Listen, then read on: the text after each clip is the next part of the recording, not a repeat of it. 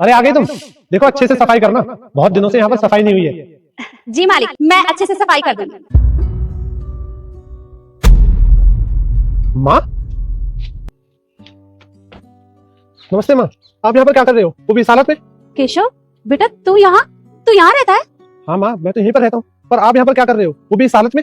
केशव, ये कौन है और तुम इन्हें अपनी माँ क्यों बोल रहे हो? सॉरी ईशु, ये मेरी माँ है, मेरी मुंह बोली माँ। माँ, ये है ईशु, मेरी वाइफ और आपकी बहू। अरे वाह बेटा, बहू तो बहुत सुंदर है। कैसी है बहू?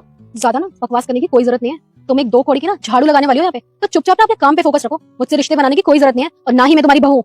ईशु, ये क्या तरीका है मेरी माँ से बात करने का? बड़े से कोई ऐसे बात करता है क्या? अरे तो ये कौन सा तुम्हारी सगी माँ है जो मैंने ऐसा बोल दिया तो तुम्हें बुरा लग रहा है? अरे मुंह बोली माँ तो है।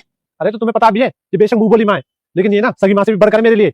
अरे कोई बात नहीं बेटा, ऐसे बहू के साथ झगड़ा नहीं करते, और बहू की बातों का क्या बुरा मानना। केशव, तुम इसे समझा लो, इसने मुझे दोबारा से बहू बोला है। मैंने तेरे को मना किया ना कि मेरे को बार-बार बहू मत बोल, मैं तेरी कोई बहू नहीं हूँ। ईशु, अपनी जुबान पे ना लगाम दो, वरना। अरे बेटा कोई बात नहीं, जाने देना, बहू को इस तरह से नहीं डांटते। माँ, इतना सब कुछ हो गया और आपने एक बार भी मुझे नहीं बताया। कैसे बताती?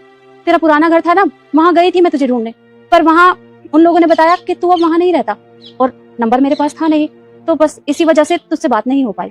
खैर कोई बात नहीं, आप एक काम कीजिए, आज से आप ये कोई काम नहीं करोगे, आप मेरे साथ मेरे घर में रहोगे। आप चलिए। केशव, तुम्हारा दिमाग खराब हो गया? कोई भी तुम्हें सड़क पर राह चलता मिलेगा और तुम उसे अपने घर ले जाओगे? ये ना हमारे घर में नहीं रह सकती। इसका झाड़ू पोछे का काम है, चुपचाप यही काम करेगी। ईशु, तुम्हें पता भी है कि उन्होंने मेरे लिए क्या क्या किया है? अरे भाई, ऐसा भी क्या कर दिया इसने तुम्हारे लिए जो तुम इतना बोल रहे हो? बेटा जाने दे, जो हो गया सो हो गया, अब पुरानी बातों को याद करके क्या फायदा। माँ, इसको भी तो पता चलना चाहिए कि आपने मेरे लिए क्या क्या किया है। ईशु, तुम्हें पता है इन्होंने मेरे लिए जो किया है ना, शायद मेरी सगी माँ भी नहीं कर पाती। ये ना बहुत बड़ी घर की मालकिन है। बचपन में मेरी माँ और मेरे पापा इनके घर काम करते थे। एक बार मालिक ने मुझे पढ़ते हुए देख लिया। उसके बाद उन्होंने पूछा कि क्या तुम आगे पढ़ना चाहते हो, और मुझे ना पढ़ने का बहुत शौक था, तो मैं कैसे मना कर देता।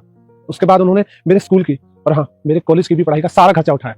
आज मैं जो कुछ भी हूँ इनकी वजह से हूँ, जहाँ भी हूँ इनकी वजह से हूँ, और शायद तुम भी कहीं ना कहीं आज मेरे साथ हो ना तो इनकी ही वजह से, वरना आज मैं कहीं ना कहीं झाड़ू पोछे का काम ही कर रहा होता। ईशु, हाँ जी, प्लीज मुझे माफ कर दीजिए। अरे आपने इनका इतना साथ दिया, इवन आज ये कुछ भी है सिर्फ आप ही की वजह से। अगर आप नहीं होती तो पता नहीं इनका क्या होता, मैं इनके साथ होती भी या नहीं होती। प्लीज मुझे माफ कर दीजिए। अब जब आपने इनकी मजबूरी में इनका साथ दिया, तो अब हमारा फर्ज बनता है कि हम आपका साथ दें। आप प्लीज हमारे साथ हमारे घर चलिए। अरे नहीं नहीं बेटा, मैं तुम्हारे साथ नहीं जा सकती। मैं जिस भी हाल में हूँ बिल्कुल ठीक हूँ।